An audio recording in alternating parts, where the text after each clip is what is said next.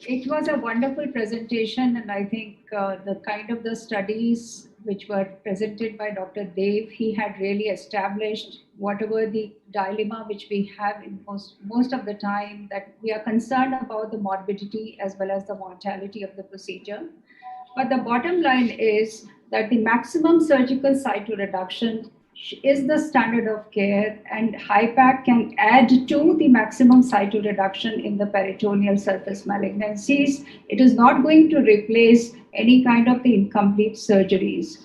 And with that of the increased experience and the teamwork of the surgeons as well as the anesthesiologist as well as the critical care, in the sense that post-operative care, in the tertiary care it is safe and it is feasible, so there is no question of actually rethinking about the morbidity and mortalities. It is the more and more experience, and the data are still required to be more, you can say, robust, so that actually this can be adopted especially into that of the ovarian cancers and the other peritoneal malignancies.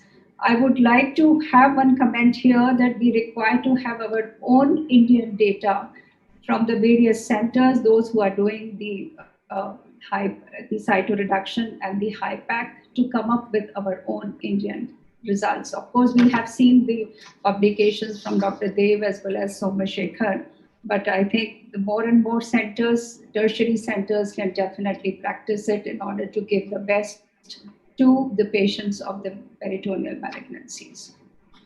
Thank you. I think Aditi has been very proactive on the Indian registry, and Aditi, Dr. Sanket Mehta, then Somsekar and Dr. Dev, Dr. Subramanian Rao, they are doing regular update of the Indian registry. And with that, I think a lot of youngsters are getting stimulated to start this practice with the availability of the HIPAC machines in even in second tier cities like Chandigarh, Hisar.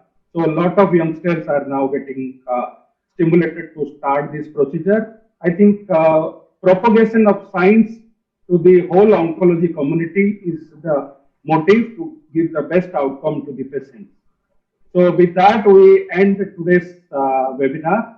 And Dr. Gita, if you are there. I just want to comment on. Yeah, please.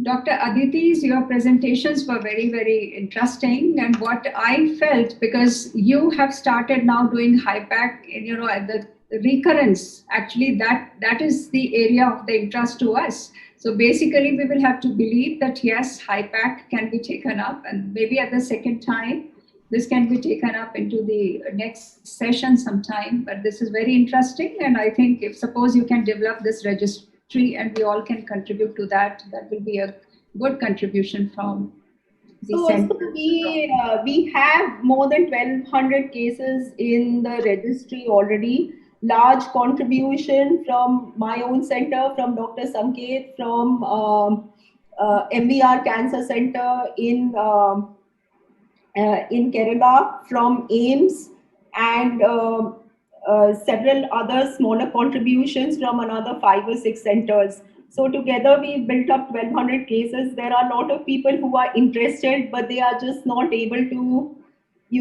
spare time to collate the data and send it over.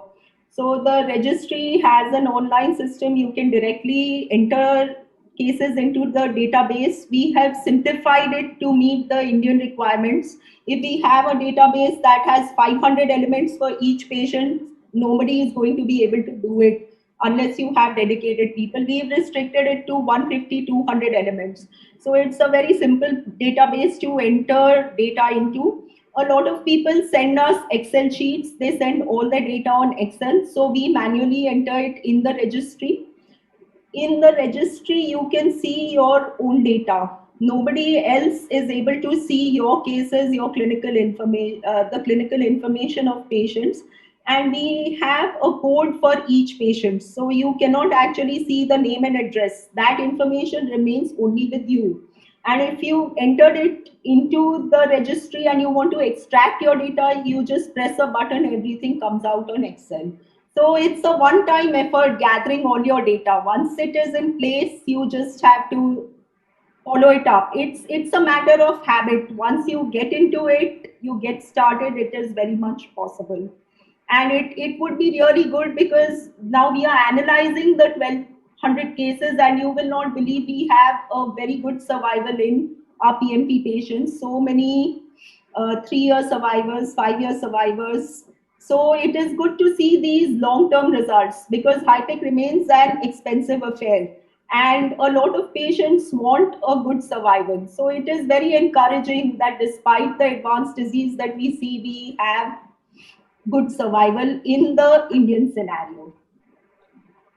It's a very good Thank- contribution, and I Yeah. think we will definitely. Yeah, and I think with that we end and thank everybody. Our next month webinar will be on hepatobiliary surgery. So we might take up either liver resection or gallbladder malignancy. Let us see what is finalized. But meet you, all of you, next month on the same platform. Thank you very much. Thank you, Dr. Rudra, and thanks to the Oncology Forum.